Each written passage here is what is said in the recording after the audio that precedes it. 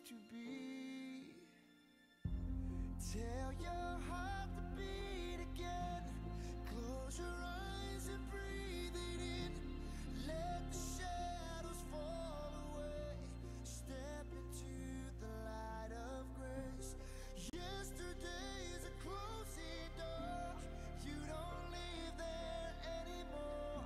Say goodbye to where you've been and tell your heart to beat again.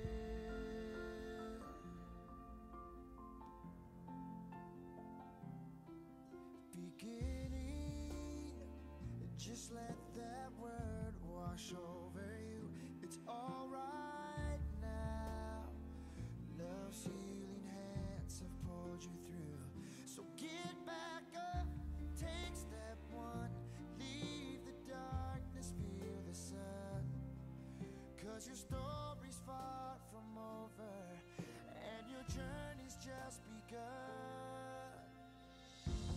Tell your heart to beat again. Close your eyes and breathe it in. Let the shadows fall away. Step into the light of grace.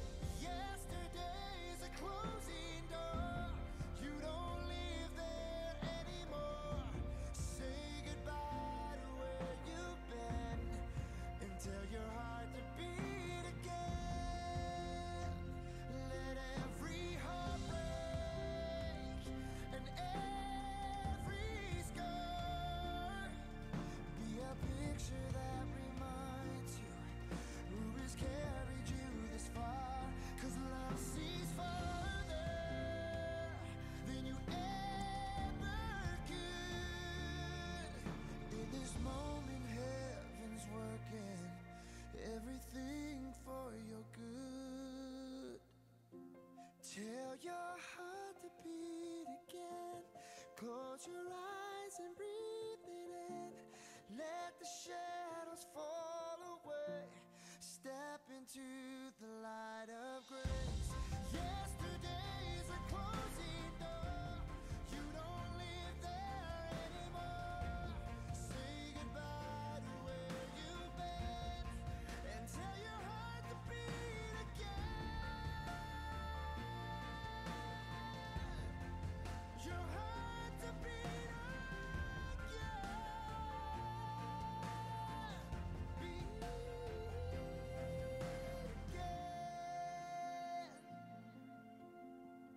Oh, so tell your heart to beat again. That song has ministered to me more times than you will ever know. I had that song on repeat over and over and over and over. And there's one thing that we all have in common here that's in attendance and watching online is we've been hurt. We've been crushed, some of us. But tonight, I want it to be a step of a new beginning, and I want us to tell our heart tonight to beat again. From tonight. The thing about divorce is it isn't a quick recovery. You know, no matter how much we want to say that it is, and we want to pretend like it is, we all have to go through the stages of the divorce. And that's what we're going to talk about tonight, is the stages of divorce. There are many, many, many, many people who have contacted the church in different states that wanted to be a part of this seminar that we're having each month. So Pastor Butler so graciously said, yes, we will live stream it. And I thank you all for joining. And we are going to discuss, you know, the stages tonight. The first thing I want to say is we've been hurt, but we are not here to talk about how wronged we were, to bash another party. We're here to heal. We're here to move forward. And I thank the Lord for those who are behind this ministry in the background praying and who have volunteered their services and have stated that we want to be a part. And believe me when I say I'm going to call on you, and you that's watching as well. I'm going to call on you when it's time. And I believe that you're going to have something to say to help each one of us heal. So we're going to get started. Everyone should have a handout that I did up. Okay, everyone have that? And you that are watching, if you would leave your email, we can email the handout to you so you would have it. And next month we'll do the same. Just let us know if you want the handout each month, and we'll make sure that we email it to you. So the healing through the wounds of divorce. Healing through the wounds of divorce. Boy, that statement in itself kind of blows you away. If you are among 1/3 of the Americans who have divorced, you are likely bearing deep emotional wounds. For me, it's been 2 years, but I still, go through my stages. I'm not completely healed, but I know that I'm getting there. And I just want to talk transparent. I'm the one talking. So you got to hear me. My divorce literally caught me off guard. I had no time to plan my emotional response, and being the planner and the control person that I am, type A personality, I have to control everything, and I have to prepare for everything. Well, I had no time for that, no time. And the rug was abruptly pulled out from under me, and I was shocked. And it sent me into a whirlwind, literally a whirlwind of emotions, physical, spiritual, just every type of emotion you can imagine. That's what it sent me in. And my health, most of you know my testimony, as my health took a beating from the stress from my divorce. And thank God that he has helped me through it, and I am doing so much better. And I'm on the road to recovery and healing, and I thank God for it. But I knew the 5 stages of grief. I knew it. The problem was I knew them, but I hadn't planned on applying them to my life. One thing that I did go through was an addiction and recovery to help those who are addicted in whatever capacity addiction they fell in, wherever it was. I chose to go through that with another party that had an addiction. And I listened to the classes, and I became certified in that field. And I thought, God, I don't know why I'm doing this, but you do. And eventually, you're going to use it for your glory. I was born and raised in the church on a bench, this bench here. This is where I was born. This church is where I was born in. And so I felt like how we do, we have all the answers. Well, we don't have all the answers. And I knew the stages of grief, but I never felt that I applied them to my life. And the 5 stages in your handout, if you'll look, the 5 stages is, actually there are 6 stages. Let me, do you guys have 6 stages on your, okay, yeah. There are 6 stages. The first one is denial. That's the first stage we go through in our divorce. The second stage is anger. That's normal. You are not a sinner if you have those feelings. We're going to have anger. Bargaining. I'm good at that. So that was my stage, bargaining. depression, no matter how strong you think you are, you will go through depression if you allow the healing process to take place. And then there's acceptance. You finally accept the way things are, and then you forgive. Wow. So forgiveness, the last step, forgiveness, is when you've gone through all the stages. You can't jump from one stage to 5 and then, and say, okay, I'm healed, I'm going to forgive. No, it doesn't work that way.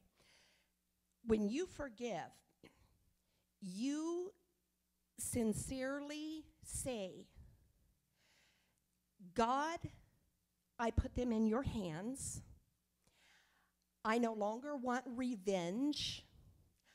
I don't want to jump into a relationship to show them I forgive them. Now, I'm placing myself into your hands. And that's a big step. Trust. All of us here and online, we have a major problem with trust at the beginning. And the thing is that eventually we get there. No one person, we're not on the same page. A lot of times, maybe I'm further in my journey than what you are. And, we can't compare ourselves and say, oh, he's there or she's there, or, how can I get there? No, we have to allow ourselves to go through the stages. Personally, my divorce was hellacious, but I had to go through the process. As much as I wanted to be healed, I had to go through the process of healing. So while I was attempting to manage my emotional recovery, and after my divorce, I never gave myself a break. I would just jump right into the next thing, a next ministry, the next phase, the next my job. I would work more hours. I would stay busy. I never allowed myself to rest. But I will tell you, through a divorce, the strain, the stress, the financial stress, whatever it is, you must allow yourself to rest. Because if you don't heal properly. So even if you're escaping a terrible situation, like what it says here in the handout, the effects of a divorce can be devastating, but there is hope for healing. Brad Lewis, by Focus on the Family, wrote in a book, and I took that quote. And divorce can be very devastating, very devastating. And we have to know that every phase that we go through, that God is meeting us. And through my divorce is, I never compared myself with other people. I've never been that type. I am who I am. Some people like me, some people hate me. That's okay. I'm a big girl. I can take that. But I never compared myself to other people. And I would say to myself, God, I'm going to get there. When I get through stage 1, I would get to stage 2, and then I'd go back to stage 1 again. And denial. I was in denial. And I was angry one week, and then I was in denial the next week. And sometimes through the ups and downs, I felt myself so emotionally spent. It's okay. It's okay. We are going to get there. But eventually, you will get to the point of acceptance, and that is stage 5. And then you can forgive. Once you accept, then you can forgive. And so it was a rough road. And I'm sure every one of us here and online, we all have a story. We all have our story. So let's talk about stage 1. Stage 1 is denial. Ha, this is my favorite stage. Because there's nothing like moving through a storm and pretending that all is well with the world. Denial is in your mind, and it's your way of protecting yourself from becoming emotionally overwhelmed. I use this saying, someone that I read her book on divorce, and she said, denial is a useful coping mechanism as long as it doesn't keep you from progressing into the next stage. Use this stage to benefit, but do not abuse it, because after a while, refusing to face reality, this becomes a very unattractive trait. And you don't want to keep going.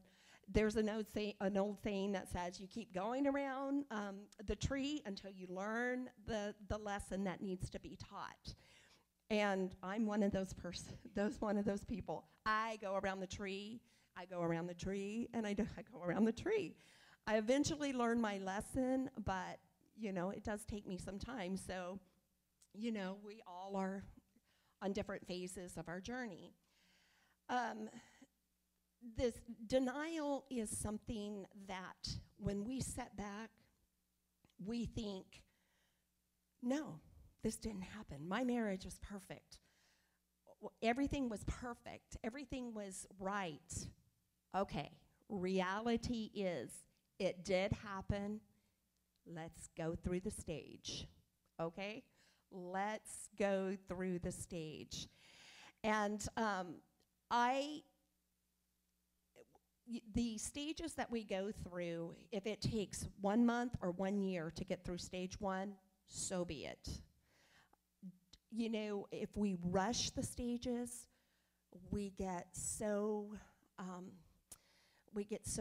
depressed. Like, oh, why can't I get through this? Why can't I get through this? But when you finally accept it and say, okay, I'm ready for stage 2, then we'll move on. One of the things that has helped me through the divorce, and it's on your handout, is I encourage journaling. Sometimes we can't say our words, but we can write our feelings. Journaling is something that I have found that has helped me tremendously. Got a journal, and I actually have a couple journals, and I began to put my thoughts and feelings on paper, because I have found, and with a therapist, the help of a therapist, when you put your feelings and your words on paper and you actually read them, it helps you to heal. That blows your mind. You're thinking, what? But it really does. Because now I look back at the things I wrote down 2 years ago, and I'm like, wow, I'm way past that, So it definitely helps you heal. And the second thing that I have found through going through my journey is find a safe person to talk to. A safe person to talk to. Not everybody needs to know your story, needs to know my story. Sometimes it's best to let things be unsaid. But find that one person, just say, man, I need to talk to you, but make sure they're a safe person. And say, I just want to talk. I want to have coffee. I want to talk. And sometimes we have to get our feelings out, and we have to talk to that person. And somebody that doesn't agree, I have a safe person. She wrote this book. It's a devotional for women, and I serve on staff with her. And we have a ministry that we help women who are battered, who are maybe going through a divorce, and men too. And God has just opened doors for this ministry, but she's my safe person. She, she will text me and say, hey, you're in my thoughts, you're in my prayers. I just want you to know I believe in you. I love you. Today I was on the phone with her, and I said, I'm going to speak tonight, and we're going to go live. And she's just like encouraging me and praying for me. She stands in the background and she prays for me and she helps me and she's my strength and she's my safe person, my safe person. And I have found that if you can find that person that you can talk to, not 2 or 3 or 4 or 5, but that one person, then it helps you heal.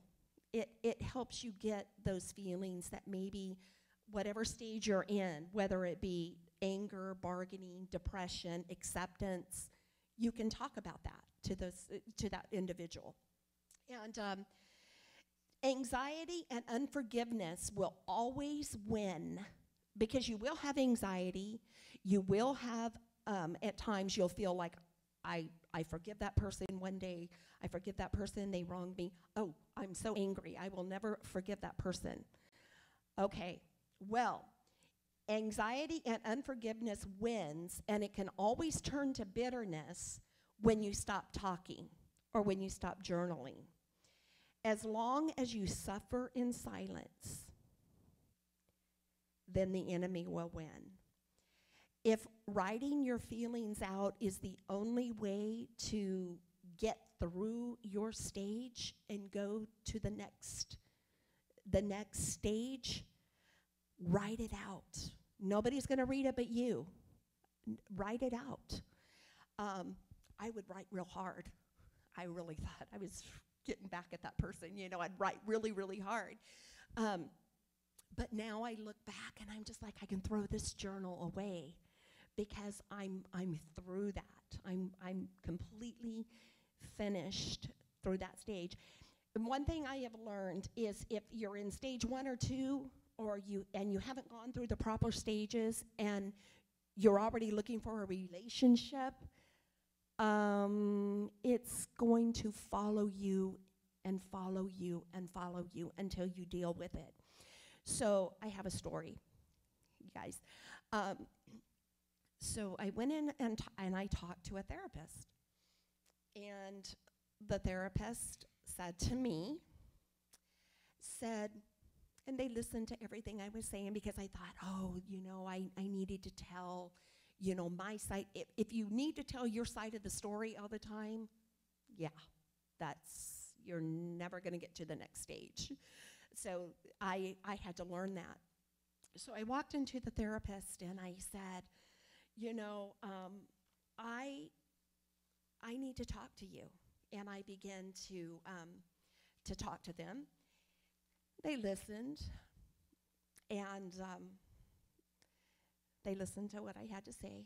And when I was finished, he looked at me and he said, there is an issue in your heart that you have suppressed for so long, you've not dealt with it.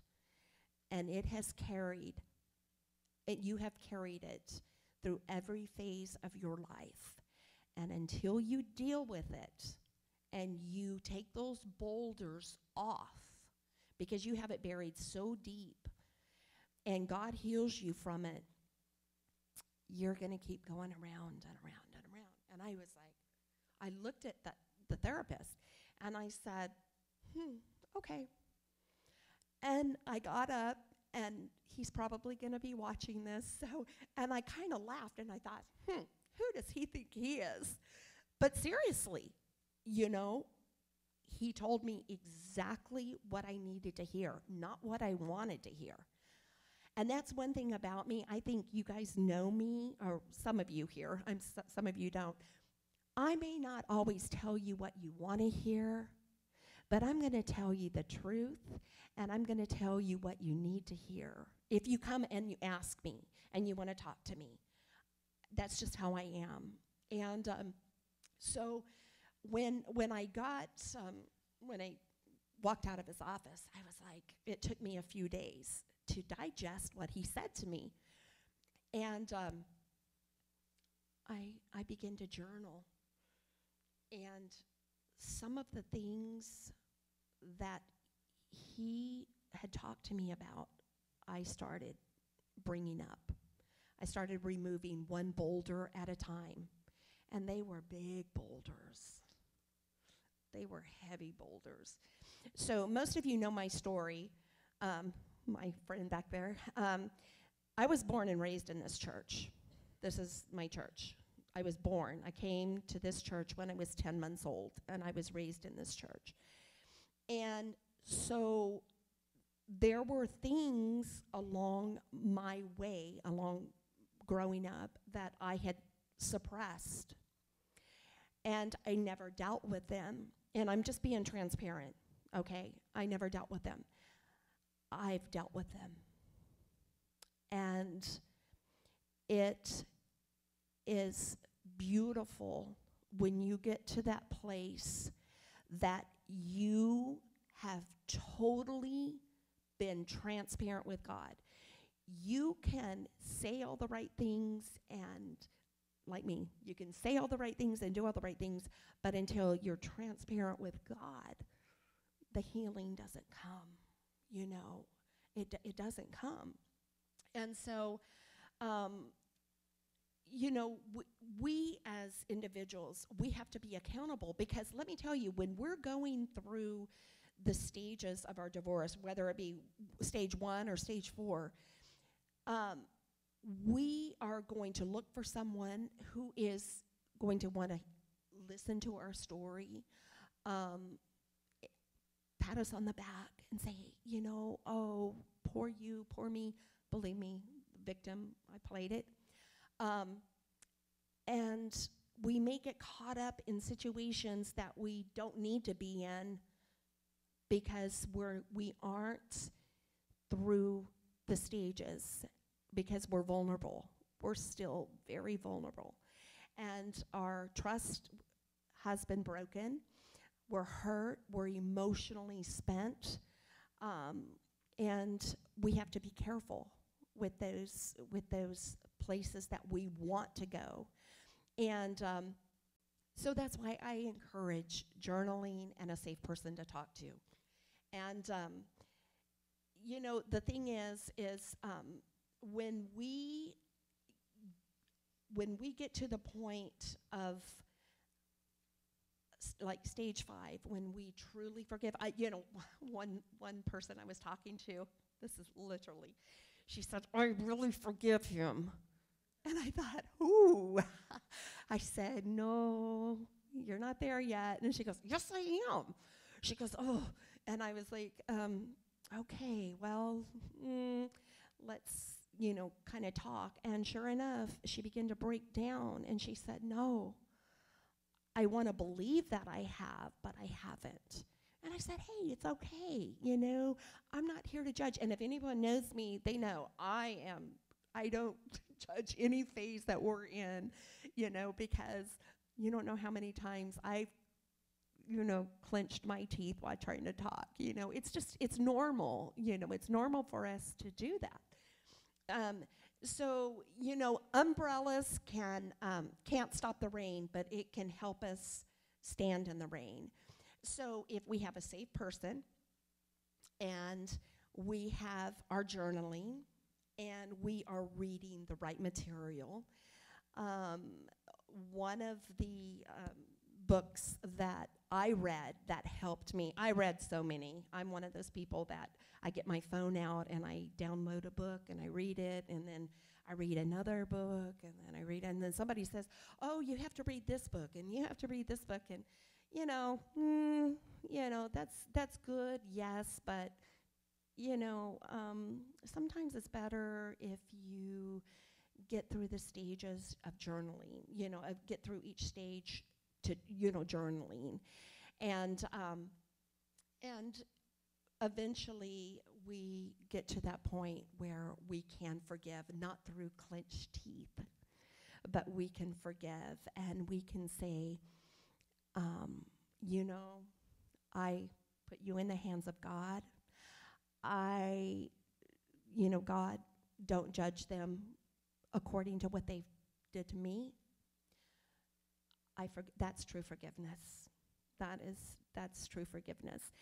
And the thing is, unforgiveness left untreated, it causes illness, and it causes things in our body to go on in our body. It plays tricks on our minds, and it puts us in a whirlwind. And so we have to be really careful that we, when we finally get through the stages, that forgiveness is really something that we have totally, turned over to God. So the second stage is anger. We're not going to get through all the stages. I'm just going to tell you.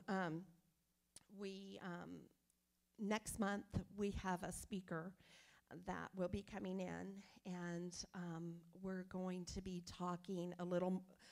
Tonight was just an icebreaker to kind of, let you know what this is about, and you online. But next month, we will have another speaker, and then the following month, we'll have another speaker. And we're going to actually bring a therapist in that's going to be able to talk about a therapeutic side, not just, speaking. Yes, I've gone through a divorce, but I am not a therapist, So we're going to talk. She's phenomenal. She's on high demand, but we're hoping to bring her in within the next couple of months. So just keep that in mind. But the next stage is anger. Anger is, yeah. We can all laugh at that one. Anger is the stage that I visited often. And I seriously, through clenched teeth, did some bashing. Yeah, sorry. I'm just being transparent. Seriously, when your world is falling down around you, who better to blame for all your problems and everything that's going on than the other person? Yeah. So if something happened, it's so funny. If my car battery died, or I had a flat tire, or I got sick, it was that person's fault. Yeah. You guys probably aren't there, but I did, And, I had no role in being, accepting my role. It was the other person. It was the other person. And during the anger phase, it became ugly. And if we aren't careful, it will become ugly. And we will have to dig ourselves out of that phase if we aren't careful. And, especially if we have children and we're angry, we have to be careful with what we say, because children hear everything, and they can read emotions. And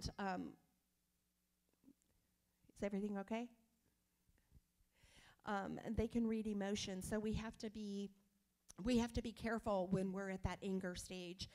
Many times, I would, and this is just me, I would go in my room, shut the door, and turn Christian music on, and just sit alone and talk to God like I'm talking to you. That's how I talk to God. Is like, man, God, am I ever going to get through this? Hello. I really want to get through this. Help me, God. And I would get up, and I would be fine, and I would be great, and then a week later, I would go through it again. Do any of you guys go through that? All right, okay. So it was difficult because anger is, that we have to be careful with that, because there are things that we can say while being angry that we cannot take back. One thing I told my son, I said, he said, I get so angry. When he was younger, he'd say, I get so angry. And I say, yeah. And he said, that's why I said these things. And I said, okay. And there was something that I had read. And I said, okay, you take a glass plate and you throw it on the ground. I'm sure you guys heard this. You throw it on the ground. It's broken to 1,000 pieces. Okay, now pick that plate up and put it back together. You're not going to be able to. Well, that's how anger is. Our words, as soon as they leave our mouth, we can't take them back. We cannot take them back. And so, we have to be careful with how we say things. And while going through the phase, and you'll go into denial, anger, denial, anger, denial, anger. For a year, I did that. And I would be like, okay, I'm healed. And somebody would come up and pray with me or say something to me and say, you're not there yet. And I'd be like, oh my goodness, But don't rush it. Don't rush it. Just watch. Every phase that you go through, watch how you go through that phase. Don't try to hurry through the phase. It is a phase. We will go through every step of the divorce. If you don't, like I said earlier, you will take it into your next relationship or into, on in life. So a lot of times we want to get back. I don't know if you guys have all went through this, but we want to get back at that person. So we want to tend to do things big and look at me and whatever. Well, if we do that, then we're only hurting ourselves, because eventually it dies down and we go through depression, and then we have to deal with it. And so it's not good to try to run through that. So, anger is something, I don't know where each one of you are, or you that's watching online, where you are through your phase or your journey through the divorce, through the process. But recovery is, when we're finished through all the phases, recovery means to return to a normal state of health and mind. That's what a recovery. While we're going through our divorce, while we're going through the journey, we are going to have all of these emotions that are going to floor us at times, literally. But once we make it through, then we are restored to a normal state of health and mind. And, through my phase, my health took a beating, literally. As most of you know, and online, just to be transparent, when my diagnosis came in was rheumatoid arthritis, which is brutal, and systemic lupus. And when I received that diagnosis, I was floored. And not only was I dealing with the diagnosis, I was dealing with the party saying, I no longer want to be married, and walked out of my life. So it was double whammy. It was like, okay, I'm going to die. But I shook myself, and I stood up, and I began to see the best doctors around to get me through the phase. Thank God I'm in total remission. I've not had any flare-ups. Thank you, Lord. I do everything as natural as I possibly can. But then the other blow was through my divorce, when I thought I was in one of these phases, I don't know where it was, I had a heart attack. So they said. I don't know. I spent 4 days in ICU. I don't know if that was, while I was in there, I had another one. And so when they took me in to look at my heart, they're saying, your heart is remarkable. There's nothing wrong with your heart. You're fine. No stent is required. And so that's where that song, Tell Your Heart to Beat Again. I don't know if you've heard the story, but,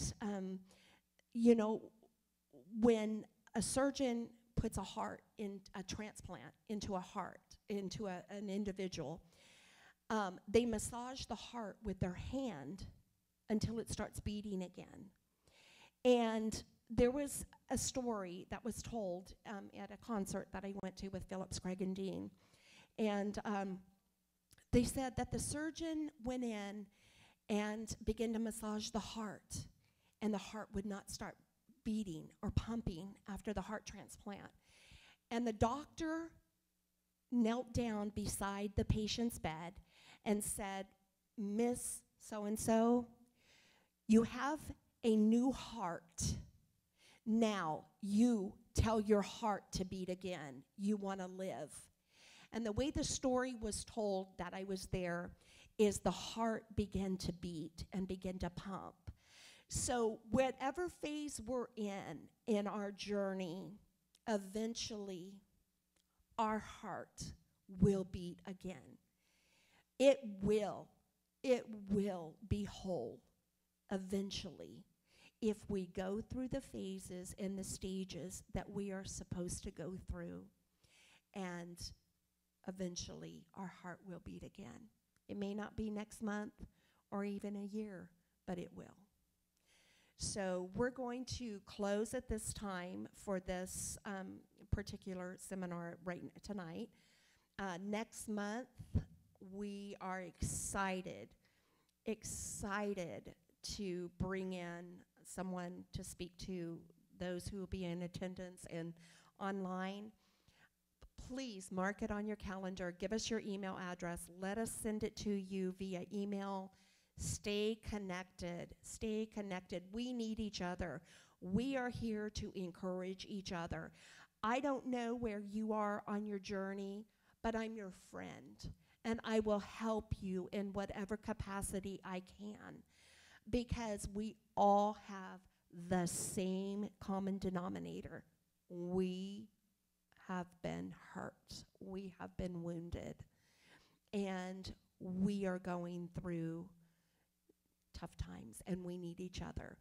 And like I said, this is a very relaxed atmosphere.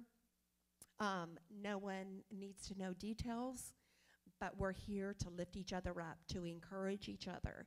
And that's what this seminar each month is going to be all about, is encouragement and helping get through the next phase. Next month will be off the charts, phenomenal.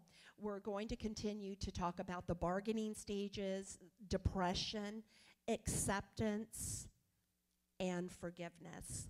So we will talk about those stages in detail, and the speaker that we have lined up will minister to your heart. You will definitely want to hear what they have to say. So we're going to close at this time. We're going to go offline for you that are watching. The reason why we're closing the live stream is because I'm going to talk one-on-one with those that are in the audience, and we just felt that it would be better if we closed it off here. If you have any questions, please feel free to reach out to the church website or me directly, and I will be more than happy to email you, talk with you in whatever capacity you need. I'm here. So I thank you for joining us, and God bless. Okay, are we off?